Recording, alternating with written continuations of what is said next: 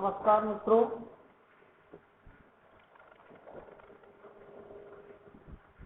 YouTube की online classes में आप सभी का स्वागत है। हिंदी की क्लासों की जो श्रेणी क्रम जो चल रहा था भारतेंदु हरिश्चंद्र।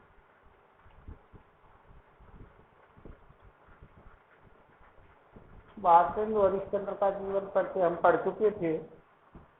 इनका जो पाठ था वो था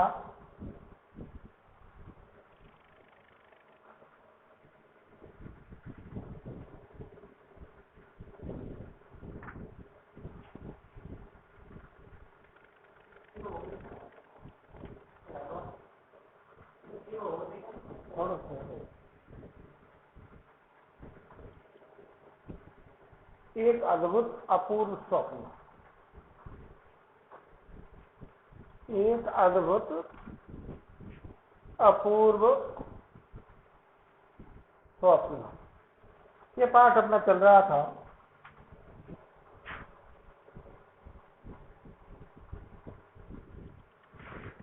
थोड़ा सा ये रह गया था, उसको देख लेते हैं। विभिन्न प्रकार के जो अद्भुत अध्यापक जो हिमालय की चंद्राओं से बुलाए गए थे, उनकी विशेषताओं के बारे में हमने अध्ययन किया था।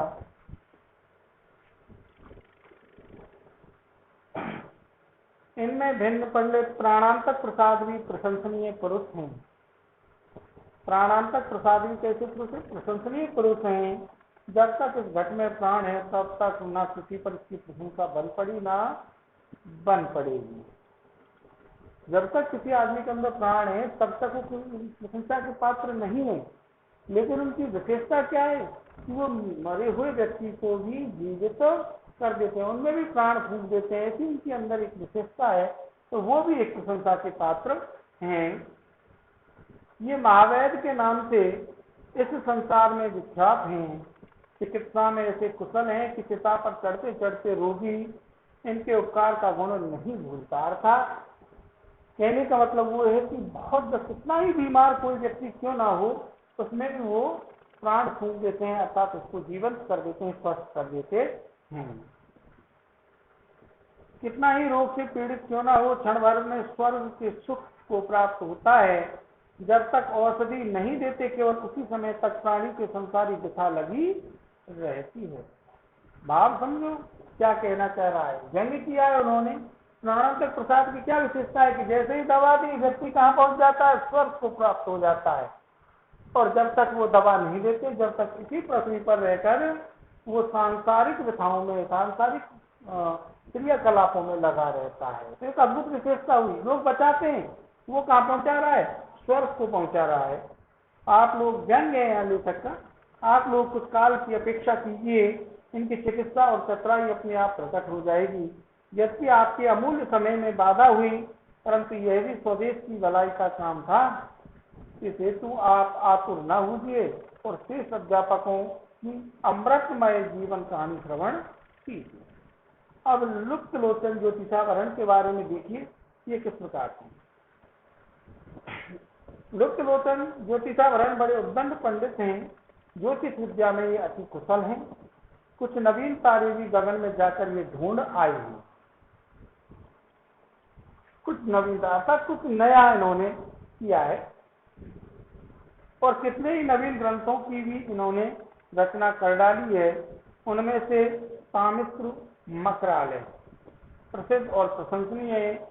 यद्यपि इनको विशेष दृष्टि नहीं आता, परंतु तारे उनकी आंखों में भली भांति देखने, लेकिन ये इतने निपुण नहीं है, लेकिन फिर भी उस काम को वो कर देते हैं। रहे पंडित शील दावानल नीति दर्पण, इनके गुण अपार हैं। समय थोड़ा है, इस हेतु थोड़ा सा आप लोगों के आगे इनका वर्णन किया जाता है। ये महाशय बाल ब्रह्मचारी हैं। अपनी आयु भर नीति शास्त्र पढ़ते पढ़ाते रहे हैं। इनसे नीति तो बहुत से महात्माओं ने पढ़ी थी, परंतु वेणु, बाणासुर, रावण, दुर्योधन, शिशुपाल, कंस आदि इनके मुख्य।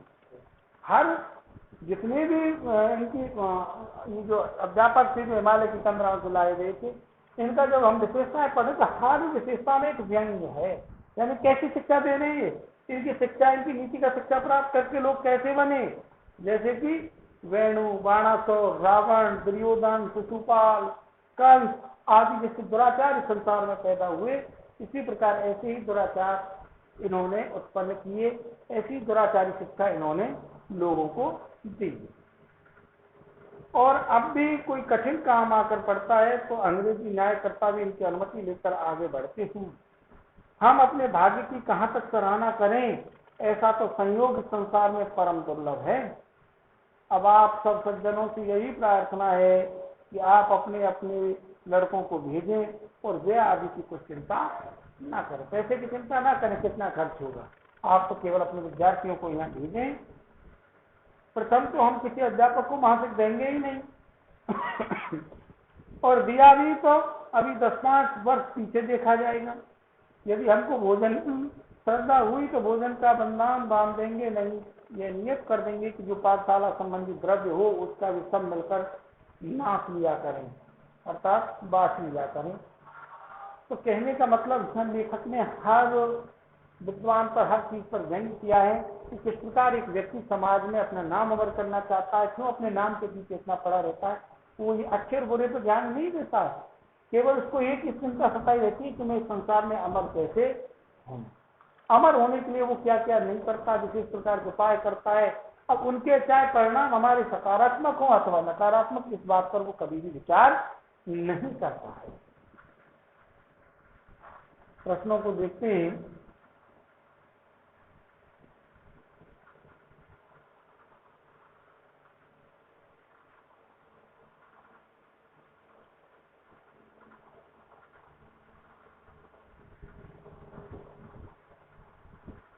पहला प्रश्न है, भारतेंदु हरिश्चंद्र का जन्म स्थान।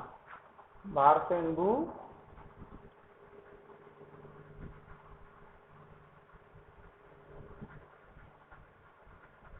हरिश्चंद्र, हमने दोस्तों पढ़ा था भारतेंदु हरिश्चंद्र का जन्म काशी नगरी में सन 1850 ईस्वी में हुआ था।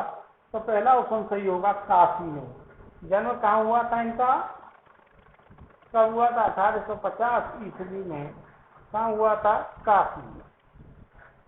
ठीक है दोस्तों, तो पहले रसोद वाला जो प्रश्न है, भारतेंदु हरिश्चंद्र का जन्म स्थान है काशी, पटना, जयपुर, जबलपुर, तो सही उत्तर होगा आपका काशी। इसी में और लिख लीजिए, सन को भी लिख लीजिए, कब हुआ था, सन 1850 ईस्वी में।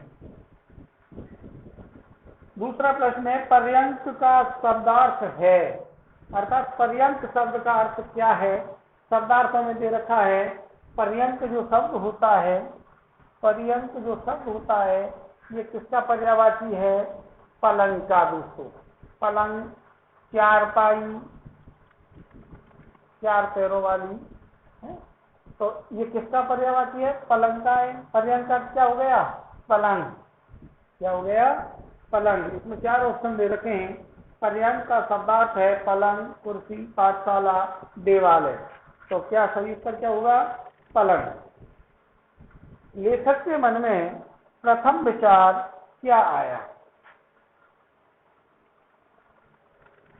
तो लेखक के मन में प्रथम विचार क्या आया, इसके 2 उत्तर हो सकते हैं दोस्तों। सोचने की बात है। प्रथम विचार इस तरीके से जब लेखक सोच रहा था स्वप्न में, तो प्रथम विचार ये भी आया था उसके मन में कि मैं इस संसार में ऐसा कोई काम करूं जिससे कि अमर हो जाऊं, मेरे नाम को सब याद रखें है? और दूसरी तरीके से अपन देखें तो सबसे प्रथम विचार जो आया था वो किसका आया था, देवालय बनवाने का है। तो अपन उत्तर इसका सही ऐसे निकालते हैं कि लेखक के मन में प्रथम क्या विचार आया। लेखक के मन में प्रथम विचार अमर होने के लिए देवालय बनवाने का आया। दोनों ही उत्तर इसमें आ जाएंगे, कोई कंफ्यूजन नहीं रहेगी। अमर होने के लिए लेखक ने इसी बात पर इसमें व्यंग्य किया है कि व्यक्ति क्यों बड़ा बनना चाहता है। तो लेखक ने कहा कि अमर बनने के लिए क्या प्रथम प्रयास क्या किया था लेखक ने, देवालय बनवाने का। तो लेखक के मन में प्रथम विचार क्या हुआ आया, लेखक के मन में प्रथम विचार आया कि लेखक जो है अमर होने के लिए देवालय बनवाने का प्रथम विचार आया। उद्दंड पंडित कहाँ से बुलवाए गए थे, तो सभी को पता है कहाँ से बुलवाए गए थे, हिमालय की तंद्राओं से। कहाँ से बुलवाए गए थे, हिमालय की तंद्राओं से। पाठ में आया था अनेक प्रकार के दंड पंडित बुलवाए गए थे, तो वो कहाँ से बुलवाए गए थे, हिमालय की तंद्राओं से। पाठ को ढंग से पढ़ लेते तो एक एक लाइन के प्रश्न तो यही हो जाते हैं, इनमें कोई खास बात नहीं है। ज्योतिष विद्या में कुशल पंडित का नाम क्या था, क्या था, लुप्त लोचन ज्योतिषाभरण। अभी अंत में आया था ज्योतिष विद्या में कुशल पंडित का क्या नाम था, तो ज्योतिष विद्या में कुशल पंडित का नाम क्या था, लुप्त लोचन ज्योतिषाभरण। लुप्त लोचन ज्योतिषाभरण।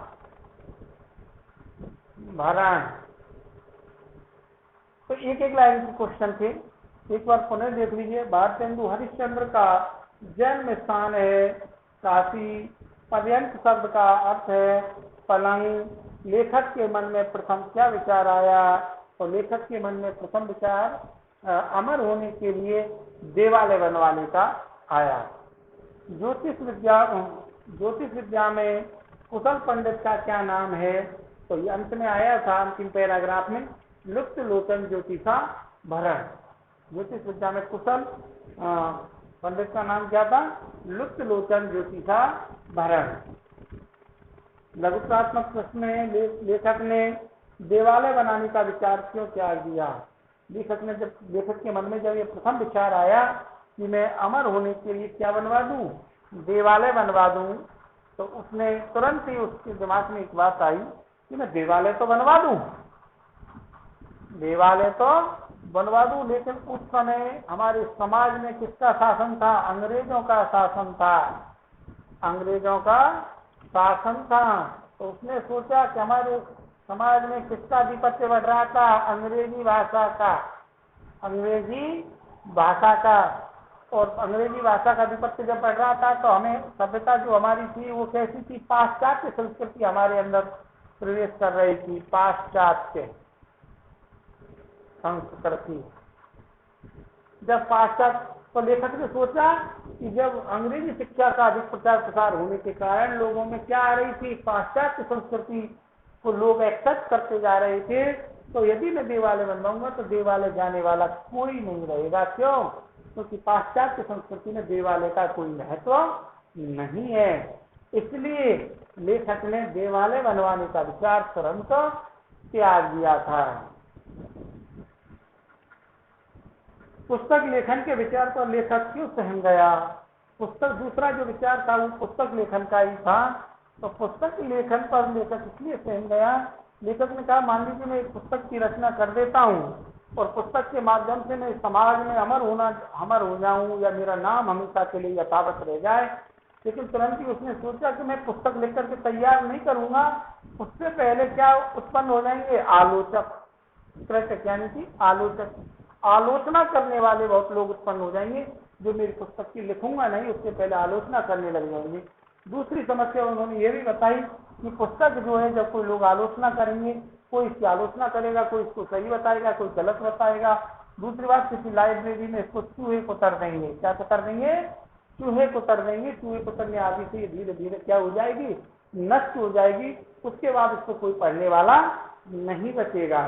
तो लेखक ने सोचा कि इस पुस्तक लेखन से भी कोई खास फायदा नहीं है, इसलिए उन्होंने लेखक ने पुस्तक लेखन पर भी वो सहम गया, अर्थात ये विचार भी उसने त्याग दिया था।